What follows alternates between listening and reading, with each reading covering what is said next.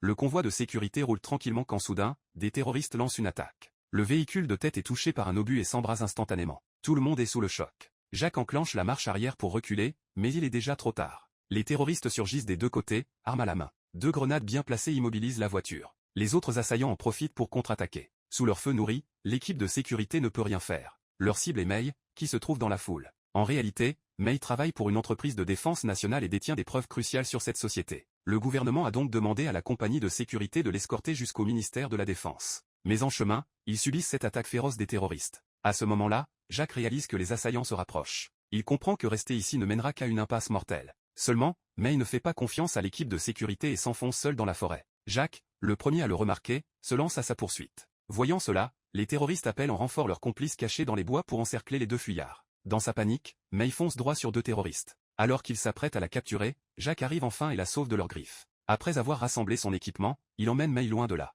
Jacques réfléchit, cette opération était top secrète. Pourtant, ces terroristes semblaient préparés. De toute évidence, quelqu'un a vendu la mèche sur leur déplacement. Jacques n'a donc d'autre choix que de conduire May dans une planque. Mais elle ne lui fait pas confiance. Profitant d'un moment d'inattention, elle lui vole son arme et le menace pour obtenir les clés, bien décidé à partir seul. Naturellement, Jacques refuse. Après quelques mots pour la raisonner, May finit par baisser son arme. La tension entre eux s'apaise un peu. Très vite, plusieurs voitures approchent de la cachette. Jacques sort immédiatement, arme au poing, pour trouver l'ennemi. Quand il arrive, il découvre que les 2 hommes qui entrent sont en fait des coéquipiers qui leur ont échappé plus tôt. À présent, Jacques ne fait confiance à personne d'autre que lui-même. Il ordonne directement à ses 2 équipiers de déposer leurs armes. L'un d'eux obéit sagement. Après tout, ils sont tombés dans une embuscade, quelqu'un a forcément divulgué des informations. L'homme donne des explications et gagne la confiance de Jacques. Mais à cet instant, son coéquipier derrière lui ouvre soudainement le feu et l'abat. Puis il pointe son arme sur Jacques.